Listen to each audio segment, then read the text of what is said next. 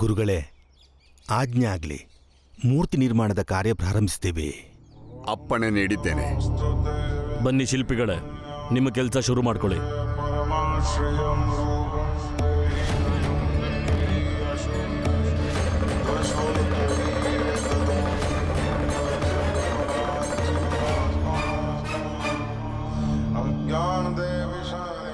ಹೇಳಿ ಬಾರ್ಬರಿ ಗುರುಗಳಿಗೆ ಜೈ! ಬಾರ್ಬರಿ ಗುರುಗಳಿಗೆ ಬಾರ್ಬರಿ ಗುರುಗಳಿಗೆ ಸತಾರದಲ್ಲಿ ಗುರುಗಳ ಮೂರ್ತಿ ಸ್ಥಾಪನೆ ಆದ್ಮೇಲೆ ಈ ಊರಲ್ಲಿ ಉಸಿರಾಡ್ತಿರೋ ಪ್ರತಿಯೊಬ್ಬನು ಮೂರ್ತಿಗೆ ನಮಸ್ಕಾರ ಹಾಕೊಂಡೇ ಹೋಗ್ಬೇಕು. ನಾವು ಮೇಲ್ಕೇರಿಯವರು ಮಂದಿರದ ಒಳಗೆ ಮತ್ತೆ ಕೆಳಗೇರಿಯವರು ಮಂದಿರದ ಹೊರಗಿಂದಾನೆ ಗುರುಗಳ ಆಶೀರ್ವಾದ ಪಡಿಬೇಕು. ಆನಂದ, ನಾವು ಈಗ ಭೀಮನ್ ತರಾನೇ ವಿರೋಧಿಸ್ಬೇಕು. ಹೌದು ಬಾಲಣ್ಣ. ಏನ್ರಪ್ಪ, ಸಂಕಲ್ಪ ನೆನ್ಪಿದೆ ತಾನೆ? ನಮಗೆ ಸಂಕಲ್ಪ ನೆನಪಿದೆ.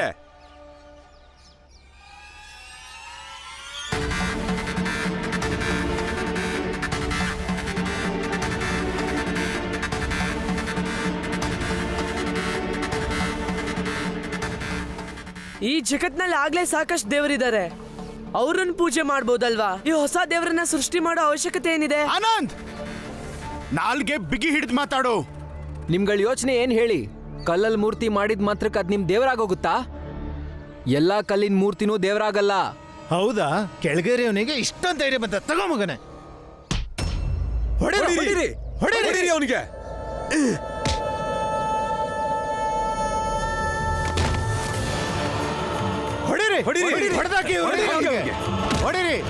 ಹೊಡಿರಿ. ಪಾಪಿಗಳ, ನಮ್ಗೆ ಬುದ್ಧಿ ಹೇಳಕ್ ಬರ್ತೀರಾ? ಇನ್ನೊಂದ್ ಮಾತಾಡಿದ್ರು ಜೋಕೆ, ಸೀದಾ ಇಬ್ರು ಮೇಲಕ್ಕೆ ಹೋಗ್ತೀರಾ, ಗೊತ್ತಾಯ್ತಾ? ಇನ್ನೊಂದೇ ಒಂದ್ ಶಬ್ದ ಹೊರಗ್ ಬಂದ್ರು ನಾಲ್ಗೆ ಕಿತ್ ಹಾಕ್ತಿವಿ.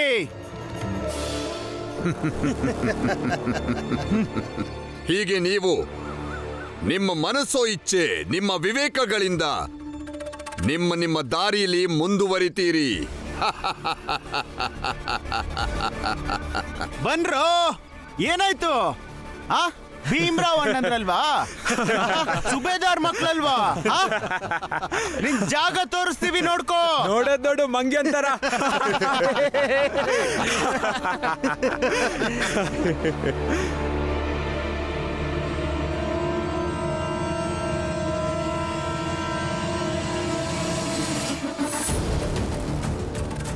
ಅಯ್ಯೋ ಬಿಡಪ್ಪ, ಬಿಡು.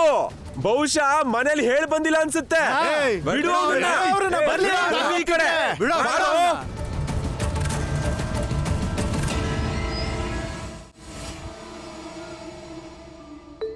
ತಗೋ ಭೀಮಾ.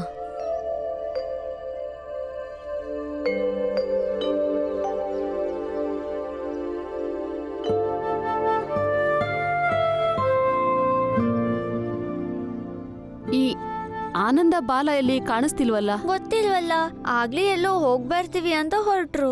ಇಬ್ರು ಬಹುಶಃ ಸರ್ಕಾರಿ ಬಂಗ್ಲೆಲಿರೋ ಚೇಪೆ ಕೈ ಹುಡ್ಕೊಂಡೋಗಿದ್ದಾರೆ. ಹಾ, ಬಾಲಣ್ಣಂಗೆ ಖುಷಿ ಆದಾಗೆಲ್ಲ ಯಾವಾಗ್ಲೂ ಸೀಬೆಕಾಯಿ ಕಿತ್ಕೊಂಡ್ ಬರಕ್ ಹೋಗ್ತಾರೆ. ನಮ್ ಎಲ್ರಿಗೂ ಕೊಡ್ತಾರೆ ಕೂಡ.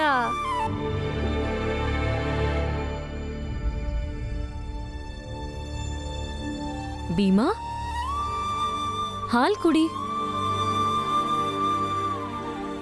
ನೋಡು, ಹಾಲಿನ ಮೇಲೆ ದ್ವೇಷ ತೋರಿಸ್ಬೇಡ. ಹಾಲನ್ನ ತಾಯಿ ಕೊಟ್ರೇನು ಅಥವಾ ಮರತಾಯಿ ಕೊಟ್ರೇನು, ಕುಡಿ ಭೀಮಾ.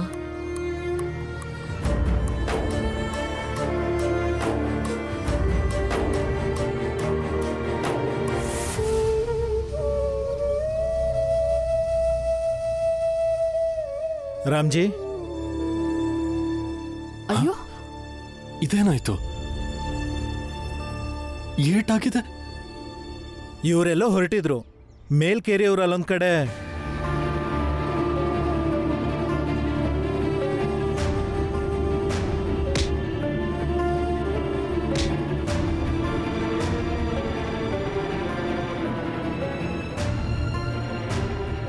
ನಾನು ಈಗ್ಲೇ ಹೋಗಿ ಅವ್ರ ಹತ್ರ ಮಾತಾಡ್ಕೊಂಡ್ ಬರ್ತೀನಿ. ಬೇಡ ಭೀಮಾ, ಅವ್ರು ಯಾರ ಮಾತು ಕೇಳಲ್ಲ.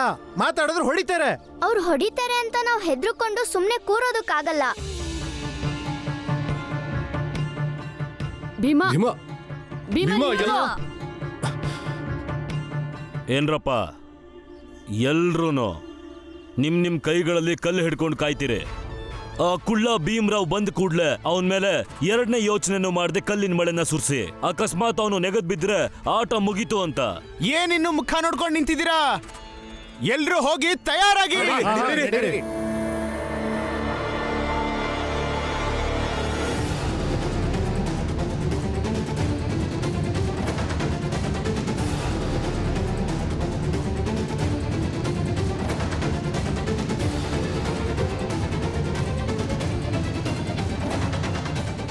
ಈ ಅವಕಾಶ ನಮ್ಗೆ ಪದೇ ಪದೇ ಸಿಗಲ್ಲ. ಇವತ್ತು ಆ ಭೀಮನ ಸಂಹಾರ ಆಗ್ಲಿ, ಇಲ್ಲಿ ಗುರುಗಳ ಮೂರ್ತಿ ಪ್ರಾರಂಭ ಆಗ್ಲಿ.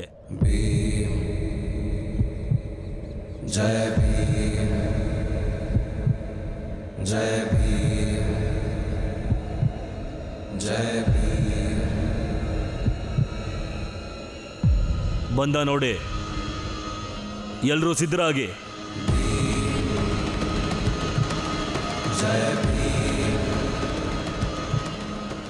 ಎತ್ಕೊಳ್ಳಿ ಕಲ್ಲನ್ನ.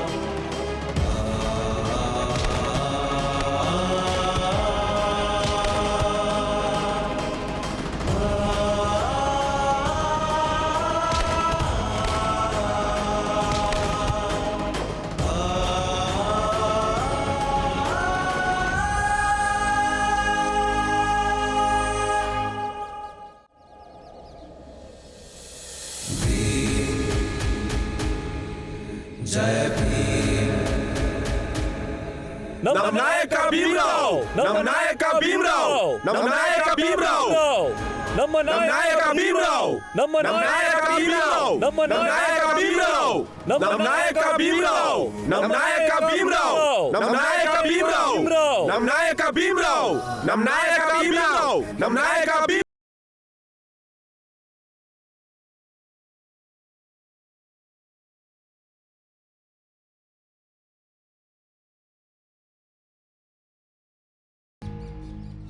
ಚಿದಾನಂದ್ರೆ, ಒಂದ್ಸಲ ಸರಿಯಾಗಿ ನೋಡಿ, ಏನ್ ಕಾಣಿಸ್ತಿದೆ ಹೇಳಿ? ಏನಿದೆ? ಕಲ್ಗಳು. ಅದಕ್ಕೇನೀಗ?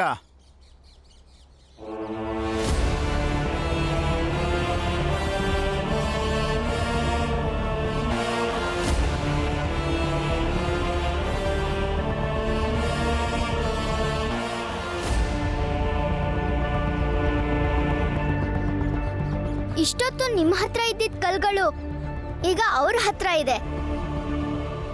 ಆ ಕಲ್ಗಳಲ್ಲಿ ನೀವೇನ್ ಮಾಡಿದ್ರು ಅದನ್ನ ಅವರು ಮಾಡ್ಬೋದು.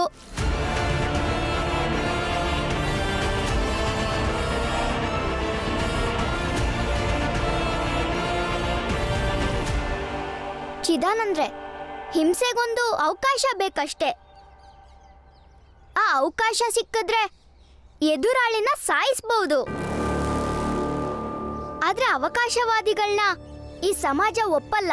ನಿಮ್ಗಷ್ಟು ಧೈರ್ಯ ಇದೆಯಾ? ನಮ್ಗೆ ಕಲ್ಲು ಹೊಡೆಯುವಷ್ಟು? ಕಲ್ಲು ಹೊಡೆಯೋದಕ್ಕೆ ಧೈರ್ಯ ಅಲ್ಲ ಬೇಕಾಗಿರೋದು, ಮನ್ಸು ಮಾಡಿದ್ರೆ ಸಾಕು. ಈ ಜನನು ನಿಮ್ ಥರನೇ ಕಲ್ಲು ಹೊಡೆಯೋಕ್ ಶುರು ಮಾಡಿದ್ರೆ ನೀವೇನ್ ಮಾಡ್ತೀರಾ ಹೇಳಿ? ಆದ್ರೆ ಇವರು ನಿಮ್ ತರ ಕಲ್ಲು ಎಸೆಯಲ್ಲ ಬಿಡಿ. ಯಾಕಂದ್ರೆ ಇವ್ರು ಯಾರು ನಿಮ್ ತರ ಅಲ್ಲ. ನಮ್ಗೆ ನಿಮ್ ತರ ಆಗೋ ಆಸೆನೂ ಇಲ್ಲ ಬಿಡಿ. ಮತ್ತೆ ನೀವೂ ಕೂಡ ನೀವು ಹೇಗಿದಿರೋ ಹಾಗಿರೋಕ್ ಹೋಗ್ಬೇಡಿ. ದಯವಿಟ್ಟು ನೀವು ಗುರುಗಳ್ ಮೂರ್ತಿನ ನಿರ್ಮಾಣ ಮಾಡ್ತಿದ್ದೀರಲ್ಲ, ಅದನ್ ಮಾಡಿ ಹೋಗಿ. ಯಾಕಂದ್ರೆ ಇವತ್ ನಮ್ಮ ಮಾತನ್ನ ನೀವು ಕೇಳಲ್ಲ. ಆದ್ರೆ ನೀವೇನಾದ್ರೂ ನಮ್ಗೆ ಕಷ್ಟ ಕೊಡಕ್ ಬಂದ್ರೆ ಆಗ ನಾವು ವಿರೋಧಿಸ್ತೀವಿ. ನಮ್ ರಕ್ತ ಹರಿದ್ರೂ ಪರವಾಗಿಲ್ಲ, ನಿಮ್ ಕೈಯಲ್ಲಿ ಇನ್ನೂ ಕಲ್ಲಿದ್ರೂ ನಾವು ಹೋರಾಟ ಮಾಡ್ತೀವಿ.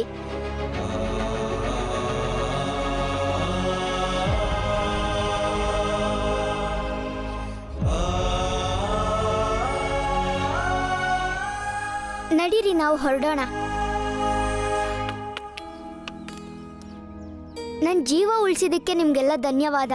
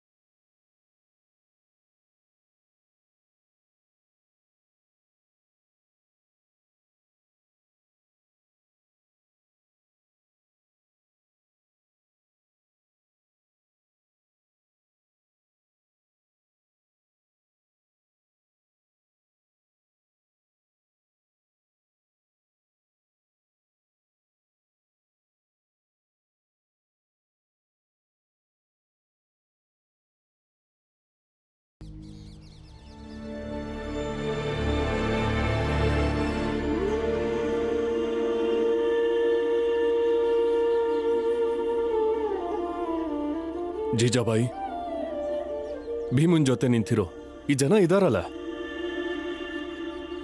ಅವ್ರು ಯಾರು ನನಗೋಸ್ಕರನೋ ಭೀಮಾಬಾಯಿಗೋಸ್ಕರ ಬಂದಿಲ್ಲ. ಬದಲಾಗಿ ಇವರೆಲ್ಲ ಭೀಮನ ಆಸ್ತಿ.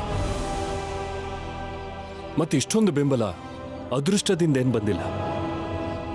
ವ್ಯಕ್ತಿಯ ವ್ಯಕ್ತಿತ್ವ ಇವರನ್ನ ಸಂಪಾದನೆ ಮಾಡಿದೆ.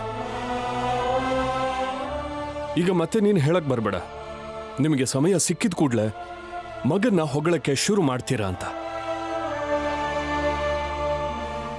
ನೋಡು, ಯೋಚಿಸು, ಅರ್ಥ ಮಾಡ್ಕೊ. ಇದನ್ನ ನೋಡಿದ್ಮೇಲೂ ಭೀಮನ್ನ ನಾವು ಹೊಗಳಬಾರ್ದ?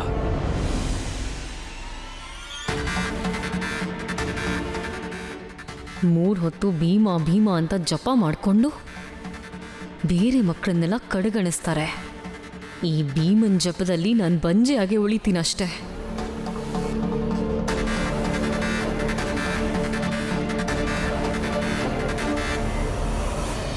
ಇನ್ಮೇಲೆ ಭೀಮಾ, ಇನ್ಯಾವತ್ತೂ ಒಬ್ನೇ ಮಾತ್ರ ಎಲ್ಲೂ ಹೋಗ್ಬೇಡ. ನೀನ್ ಎಲ್ಲಿಗಾದ್ರೂ ಹೋಗ್ಬೇಕು ಅಂತಂದ್ರೆ ನಮ್ಮಲ್ಲಿ ಯಾರಾದ್ರೂ ಒಬ್ರನ್ನ ನಿನ್ ಜೊತೆ ಕರ್ಕೊಂಡು ಹೋಗು. ಬೇಡ ಮಾವ, ನಾನು ಹೀಗೆಲ್ಲ ಮಾಡಲ್ಲ. ನೀವ್ ಯಾವತ್ತೂ ಹೆದ್ರೋದಕ್ಕೆ ಹೋಗ್ಬೇಡಿ, ನಾನು ಹೆದ್ರೋದಿಲ್ಲ. ಭೀಮಾ, ನಮಗೋಸ್ಕರ ನಾವು ಹೆದರ್ಕೋತಾ ಇಲ್ಲ. ಮೊದಲಿಂದಾನು ನಾವು ಪ್ರಾಣಿಗಳ ಥರ ಬದುಕಿ ಅಭ್ಯಾಸ ಆಗೋಗಿದೆ. ಅದಕ್ಕೆ ನಾವು ಯಾವತ್ತೂ ಜೀವನ ಮತ್ತೆ ಭವಿಷ್ಯದ ಬಗ್ಗೆ ಯೋಚನೆನೇ ಮಾಡಿಲ್ಲ. ಆದ್ರೆ ನೀನು ನಮ್ಮೋನೇ ಆಗಿದ್ರೂ ನಮ್ಮ ಥರ ಯಾವತ್ತೂ ಯೋಚನೆ ಮಾಡಿಲ್ಲ. ನೀನ್ ನಮ್ಮೆಲ್ಲರಿಗಿಂತ ಬೇರೆನೇ ಯೋಚನೆ ಮಾಡ್ತೀಯ ಮತ್ ನನಗೆ ಪೂರ್ತಿ ವಿಶ್ವಾಸ ಇದೆ ನೀನ್ ಒಂದಲ್ಲ ಒಂದಿನ ನಮಗೋಸ್ಕರ ನಮ್ಮ ಭವಿಷ್ಯಕ್ಕೋಸ್ಕರ ಒಳ್ಳೇದ್ ಮಾಡೇ ಮಾಡ್ತೀಯ. ಮತ್ತೆ ಭೀಮಾ, ನಾವು ನಿನ್ನನ್ನ ಯಾಕೆ ರಕ್ಷಣೆ ಮಾಡ್ತಾ ಇದೀವಿ ಅಂದ್ರೆ ಯಾಕಂದ್ರೆ ನಾವು ನಮ್ಮ ಭವಿಷ್ಯದ ರಕ್ಷಣೆ ಮಾಡ್ಕೋತಾ ಇದೀವಿ. ಆದರೆ ಭವಿಷ್ಯದ ರಕ್ಷಣೆಗಾಗಿ ವರ್ತಮಾನದಲ್ಲಿ ಬಲಿದಾನ ಮಾಡಲೇಬೇಕಾಗತ್ತೆ. ಒಂದ್ಸಲ 2 ಸಲ ಪ್ರಯತ್ನ ಪಡೋದ್ರಿಂದ ಗೆಲ್ಲೋದಕ್ಕೆ ಸಾಧ್ಯ ಆಗಲ್ಲ. ಇನ್ನಷ್ಟು ಶ್ರಮದ ಅವಶ್ಯಕತೆ ಇದೆ. ಇದು ಆತ್ಮಚಿಂತನೆಯ ಸಮಯ. ನೀವೆಲ್ಲ ಇಷ್ಟೊಂದು ಜನ ಇದ್ದೂ ಕೂಡ ಒಬ್ಬ ಭೀಮ್ರಾವ್ನ ಸೋಲ್ಸೋದಕ್ಕಾಗ್ತಿಲ್ಲ. ನಿಮ್ ಇಚ್ಛೆಯೆಲ್ಲ ಕೈಗೂಡಬೇಕಾದ್ರೆ ಆ ಭೀಮ್ರಾವ್ನ ಹೆಣ ಬೀಳಲೇಬೇಕು. ಒಂದ್ಸಲ ಆ ಭೀಮ್ರಾವ್ ಸತ್ತ ಅನ್ಕೊಳ್ಳಿ, ಅವ್ರಿಡೀ ಹೋರಾಟ ನೆಗೆದು ಬಿತ್ತು ಅಂತಾನೆ.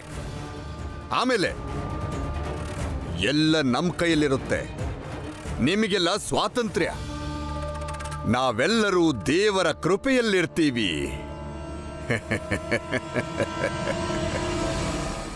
ಈ ಹೋರಾಟ ಏನಿದೆ ಇದು ಕೇವಲ ಭೀಮ ಅಥವಾ ನಮ್ಮಲ್ಲಿರೋ ಯಾರೋ ಒಬ್ರು ಹೋರಾಟ ಅಲ್ಲ. ನಾವೆಲ್ಲ ಒಟ್ಟಾಗಿ ಹೋರಾಡಬೇಕು. ಒಟ್ಟಾಗಿ ಹೋರಾಟ ಮಾಡೋಕ್ಕೆ ನಾವೆಲ್ಲ ಒಗ್ಗಟ್ಟಾಗಿರ್ಬೇಕು. ಭೀಮನ ಕುರಿತಾಗಿ ನಿಮಗಿರೋ ಕಾಳಜಿಗೆ ನಾನು ಆಭಾರಿಯಾಗಿರ್ತೀನಿ. ಆದರೂ ಕೂಡ ನಿಮ್ಮ ಜವಾಬ್ದಾರಿನ ನೀವೇ ಅರ್ಥಕೋಬೇಕು. ಯಾಕೆಂದ್ರೆ ಇಂಥ ಹೋರಾಟಗಳು ಒಬ್ಬ ನಾಯಕನ ಮುಂದಾಳತ್ವದಲ್ಲಿ ನಡೆಯುತ್ತೆ. ಅದರಿಂದ ಪರಿವರ್ತನೆಯ ಪ್ರಭಾವ ಹೆಚ್ಚಾಗಿ ಲಭಿಸೋದಿಲ್ಲ. ಇಂಥ ಸಂದರ್ಭದಲ್ಲಿ ಎದುರಾಳಿಗೆ ಚೆನ್ನಾಗಿ ಗೊತ್ತಿರುತ್ತೆ, ಒಬ್ಬ ನಾಯಕನನ್ನ ತಡೆದ್ರೆ ಸಾಕು, ಇನ್ನು ಮಿಕ್ಕಿದ ಹೋರಾಟಗಾರರು ಯುದ್ಧದಿಂದ ಹಿಂದಕ್ಕೆ ಸರಿತಾರೆ. ರಾಮ್ಜಿ ಸರಿಯಾಗಿ ಹೇಳ್ತಿದ್ದಾರೆ. ಸರಿ ಯಾವುದು ತಪ್ಪ್ಯಾವುದು ಅಂತ ಹೇಳೋಕೆ ಅಪ್ಪ ಮಗ ಇದ್ದೇ ಇರ್ತಾರಲ್ಲ, ಅಲ್ವಾ ರಾಮ್ಜಿ ಅಣ್ಣ? ಸರಿ ರಾಮ್ಜಿ, ನಾವಿನ್ ಹೊಡ್ತೀವಿ. ಇನ್ಮೇಲಾದ್ರೂ ಭೀಮನ್ನ ಸ್ವಲ್ಪ ಹುಷಾರಾಗಿ ನೋಡ್ಕೊಳ್ಳಿ.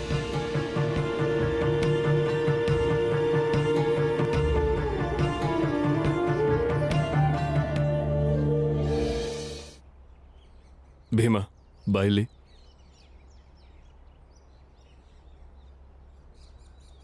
ನೋಡು ಭೀಮ, ಜನ ನಿನ್ ಶಕ್ತಿನೇ ದೌರ್ಬಲ್ಯ ಮಾಡ್ಕೊಂಡು ಬಿಡ್ಬೋದು.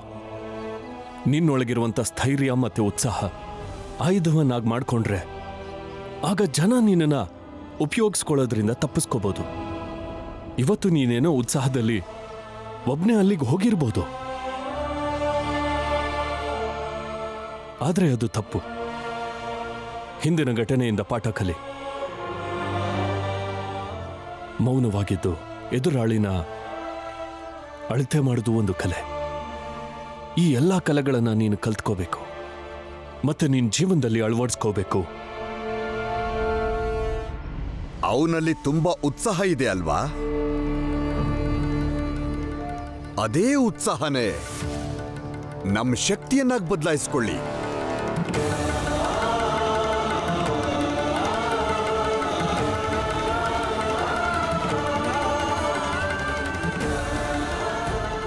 ನೀವೇನಾದ್ರೂ ಮಾಡಿ ಮೊದಲು ಆ ಭೀಮ್ರಾವ್ನ ಮುಗಿಸ್ಬಿಡಿ. ಅವನ ಸಾವು ನಮಗೆ ಅವಶ್ಯಕ.